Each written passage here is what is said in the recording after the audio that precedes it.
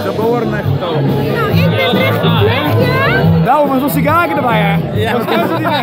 je bent het zo. Ik ben hier in Drachten. Ja, ik volg je profiel. Ja. En dat vlog ik. Oké. Dus ik maak je al je filmpjes. En dat jij nog op internet hebt gezien? Ja, en het is dan een soort van reportage. Zo, ik maak even kort op werk, want ik ga bij Omroep Friesland in zitten dat ik klaar voor ben. Oké. En Vind je net? dan nemen ze daar op. Dat hoop ik. En dan vind ik van hun, zeg maar, op paard. Kom ik nou op internet? Ja, wil je het ook? Ja, je moet naar hem tuten, dan vind ik dat maar je Jan, hè?